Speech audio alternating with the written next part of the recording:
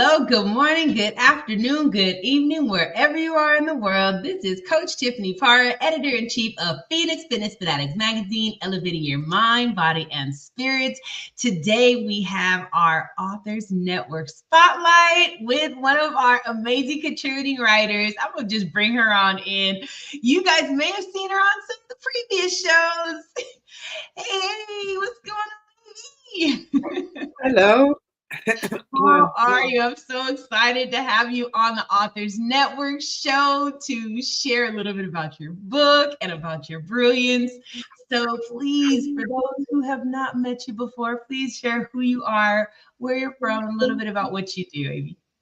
Okay, my name's Ebi, which rhymes with baby, and I'm a lifestyle coach focusing on mental fitness and self-love coaching.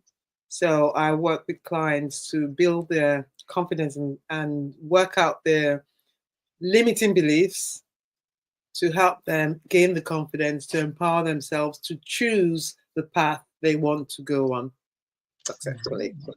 Very good. I love it. I love it. So let's dig into the Authors Network spotlight here. So you have your book, Breaking Free. So Yeah. please share with our audience just what Breaking Free is, a little bit about what it's about and what inspired you to, create this book. So, breaking free is about breaking free from toxic relationships. Okay. Oh, because this book is actually focused on breaking free from a toxic relationship, partner toxic relationship, so personal. And it goes a little bit into general breaking free from toxic relationships. So that's what it's about. And what inspired me to write the book was because I was in a position of being in a toxic relationship for about 10 years. Wow. And I finally had the courage to walk out. But even then, I was still in prison in my mind. And so Mm. breaking free mentally is very important because otherwise, in my case, I ended up returning to the same relationship and Mm. then leaving and then finally realizing the importance of self-love and self-worth to understand that this is actually happening and to have the courage to make the best choice for yourself. Right. Wow. And that really inspired what you do now with your coaching as well, right? I mean, just the whole Exactly. journey of yours. Exactly. And it spins across not just it spins across all areas. So your health, your performance, and your relationships. Yeah. So but in terms of relationships, it's a relationship with you first, Yeah. and Yeah. then it's like a domino effect and starts to work. So Right. self-love and self-esteem is so important. Knowing Absolutely. who you are, know thyself. Yeah. Right. And everything that makes you tick. I mean, you really do, right? And having that Yeah. And love. Oh, and it's more of an inner work. So understanding the difference between self and identity. So identity, I would say, the external thing. So how people see you, what you're known as. So you're known as mom, sister, daughter, your profession. mhm. Um, those are all external. But knowing who you truly are on the inside Right. is very important. Yeah, absolutely. Now, as you went through this author journey, what was the biggest challenge that you felt you went through as you were trying to, just birth this book? I guess for me, the biggest challenge was not boring people. So writing too much, making it's a small book Mhm. and it's got some recommendations in there. So Mhm. I wanted it to be small. I didn't want it to be too lengthy. I wanted to get directly to the point, but then I thought, what do I leave out? What don't I leave out? So I think for me the biggest challenge was like making it concise and succinct. was the biggest challenge. Just wanting to share the important bits and not leaving that out. At the Yeah. same time, don't want to make it too lengthy because obviously, because it's my story, Right. even though we relate to some people, but not all parts relate to everybody because it's my story. They might not understand. There was a Right. cultural change too because I moved from Africa to the West, so there's that cultural change in it. So I didn't want to Mm-hmm. focus too much on that. Uh, Yeah. it needed to be in there. Yeah. Now, when sharing the story, I mean, did you like ever kind of think about, family or, like some friends, like what they were gonna think like when they read it? Like, did that ever cross your mind at all? I tell you, I haven't written this book for about 20 years because of that same reason. Mm, Yeah, wow. because being worried. And again, that shows lack of authenticity. Mm-hmm. Because when you find your authenticity, you will write it. It's not that you don't care about other people's feelings. Mm-hmm. It's just that it does need to go out there because there are people who need that information, who need to understand that story and understand that it's not that they're stupid or not, it's not that there's anything wrong with them, but there are other people going through the same thing, and it will help somebody out there. Right. Um, Obviously, being sensitive to people that are in the book, um, but it's not personal, so I didn't make it personal at all, and I think that was easy for me not to make it personal. Although Mm-hmm. people who know the people in the book will know who I'm talking about, but generally I didn't use names Mm-hmm. um, because I didn't want it to be personal, and I Yeah. think I got to that stage because I haven't got the anger that I had maybe the first 5 to 10 years I was out of the situation. So Mm-hmm. because I've done the work of forgiveness, forgiveness of myself, and forgiveness for person, the named person or unnamed person. I've Right. done the work, so it's not personal to me. To me, it's a story that's in the past, and Mm-hmm. I'm Mm-hmm. working on living in the present. Can't do anything about the past, Right. so there's no point dwelling on it. Mm-hmm. And so I think for me, it's the healing, and I think it's when it's a book that's based on trauma, the Mm-hmm. healing is important because otherwise you get triggered. Right. You might get very emotional about the writing. For me, it's a story, and things come up, and obviously I feel emotional about it, or I felt Mhm. emotional about it, but it doesn't sit long. Yeah. Yeah, you're able to process it. And it's like Yeah, once yeah, you get it out, it's like you could process it so much better, yeah, right? yeah, Yeah. And I exactly. love what you said about, it being able to help someone else. It's like we Yes. have to go through kind of reliving that, that situation so we can be able to help someone get to the other side because there's so many out there that are feeling hopeless, right? And they're feeling stuck. And if they can at least have a little bit of inspiration, I mean, it's just amazing. Just, just being able to be courageous enough to share, right? So for anybody out there that is listening, make sure that you are sharing your story because it's not your story. We have to Yeah. stand on our stories, not in our stories, right? And release that story and do the forgiveness, right? That's the big thing, I think, which you touched on too, AB, is doing that forgiveness and that forgiveness for self and whoever was in that situation, right? It's just And it's powerful. definitely, definitely. And I think another thing is sometimes we feel victim, but you're never a victim. Right. Um, Mhm. because one of the things I learned on my journey is that as a victim, you lose power, Right. and when you realize that you're not a victim, it's okay, something not nice has happened, but you don't. I found that I don't have to be a victim in that situation.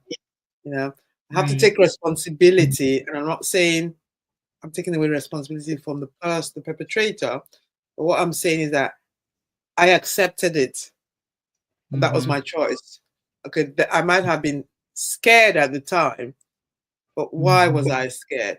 Why did I choose to live in fear? There's a choice. And I choose Right. to live in fear as opposed to walking out. So because you can be in fear and still be courageous to move, Right. to take a step out. So what made me stay in that situation? And I talk about that in the book of how Mm-hmm. I discovered why I chose to stay in the situation and what I did to help me move out of the situation, which was more of an internal work. Because what I found out is that even though I came out of the situation, I Mm-hmm. was attracting or allowing, I was allowing the victim mentality to rule me. Mm-hmm. I was giving excuses for anybody or any situation that was putting me in the situation of being a victim. Right. But Yeah. coming out of victim and taking responsibility puts you in the empowerment mode and gives you brings courage, because I think it's all internal, and it's the real you wakes up and thinks, yeah, you can. It might be scary, but you can. Mm-hmm. And yeah, you found out it's not as scary as you thought it was anyway. It was just it was just the monkey mind messing with your head and thinking you're Right. not good enough. You know, all those the imposter syndrome, I'm not good enough. Nobody will this thing. People will say it's my fault. You know, Mm-hmm. you know who you are, so it doesn't Right. really matter what anybody else thinks about you. I can't remember whose quote that was. What anybody else thinks about me, it's none of my business. Mm-hmm. Exactly. It's none of our business. Isn't. And I think that's the thing, because when you worry too much about that, you put yourself. It's a kind of self harm. It's not Yeah. physical. It's an emotional self harm, and you're just allowing these things to happen. But there's a reason behind it, and people have different reasons why there's no value for self. But Right. we're all unique, and we do through childhood develop some strategies, which I teach about Mm-hmm. in my coaching practice. We develop some strategies that are strengths while we're children. So, like the victim, or the big one is the pleaser. So, you want to please parents because you think you get more love. But those are just things that children develop to feel safe, and they become habits, and we take them into adulthood, but they don't serve us anymore. And so, it's working on those things to find your adult strength to Yeah. help you to move forward positively and confidently. Right. Yeah. Yes. Such a it's so powerful. So so powerful. And it gives people that fire to be able to get through the things that they need to get through, because Yeah. there's so many people that have that same narrative that you share, right? Hmm. There's so many people that are in fear of, walking away or, leaving because of what others are going to say. Yes. How am I going And to cope too? I'll never right, be able to cope. What is right. everybody going to say? What are people going to think? Yeah. I Yeah, because in some cultures, in the culture that I've come from, Mhm. divorce is frowned upon, you know, Yeah. and Yeah. it's kind of like, and if you're religious too, divorce Yes. is frowned upon. It's kind of like, oh, you should try and work it out. Yeah, and yeah, that would be the best option, but the situation depends again on the situation, because if it's toxic, Yes. then there's no Right. working out, because that's kind of out of your control. If you're the toxic one, then yeah, you can do the work. But if the Right. other person the toxic one, and sometimes a toxic person can bring out things in you that's not you. Right. And Yeah. so, do you want to be that person? No. No. No. Right above it. Right. Right above it. Yeah.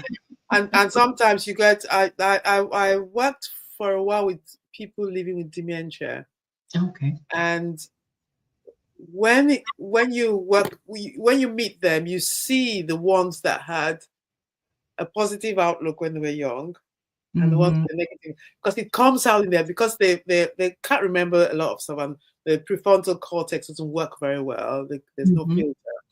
So they come out with things, and you can see those that were harboring things in their minds, those that were very grumpy, and those that had lack of forgiveness, and Mm, they would just lash out in a very negative way. Whereas the other type of person would be very positive and smiling and really dancing to any music they heard, and you think, they don't really remember stuff, but that right.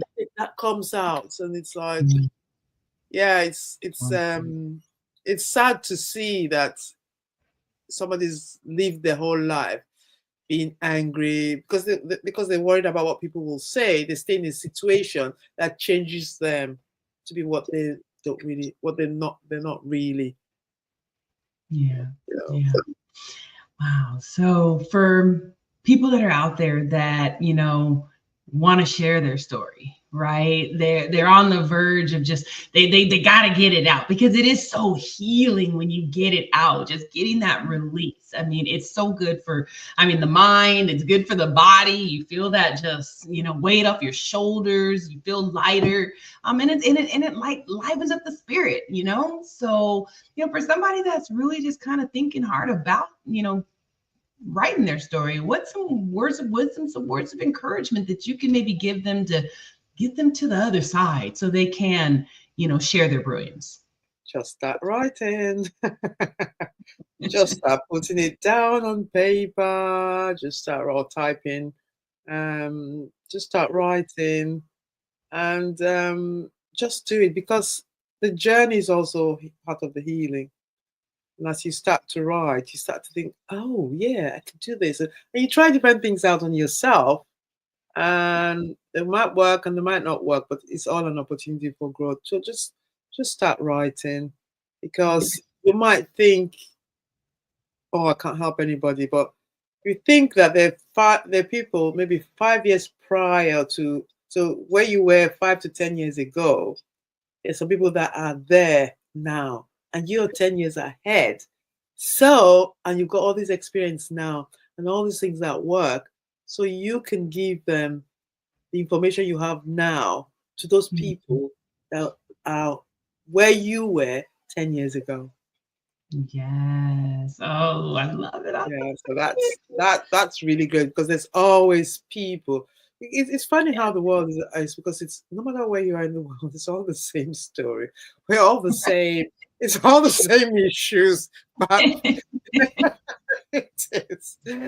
So there will be people out there that Yeah, have yeah, the same story that you had, and you've absolutely. now overcome that, so you can, and just the way you're looking at people who are 20 years ahead of you, and you're thinking, oh, and they're sharing their stories from 20 years before, and I'm thinking, oh, I'm like that now. So you're learning from them, and it's the Yeah, same way people will learn from you too.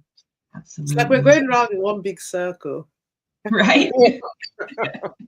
Like share your story, share your story. So Share, AJ, share. you're a coach, and you do a lot of different things out there in the world. You're an author. So, real quickly, for those that maybe are authors and they're kind of struggling a little bit, or also those ones that are going to start, how do you balance it? How do you find balance in just life and being able to sit down and create a book? Yes, this is one of my challenges, in that I'm a bit restless. So the next shiny thing, so focusing on finishing one task, or maybe just juggling maybe two, or not too many. So that is a challenge for me. So, and I realized that with that, like, again, with the writing, I've been writing the book for probably since 2015, and Mhm. then last year or earlier this year, I decided now, and I started again. Um, so it's just been able to just sit down and focus on what's important. And you can get people to help you. That's right. You can get that. There's ghostwriters around. They can help if you don't feel confident, but then they can by the questions they ask you, they can get things out of you and help you, and then you can review it. There are different ways you can go. Um, and we've got AI now that can help us with to put things, so you can write it down, put it out there, but to put it in a nice order if you don't think, or get it checked. So there are many tools out there that you can use to get it checked so that it looks nice and it's succinct with all the important information in there.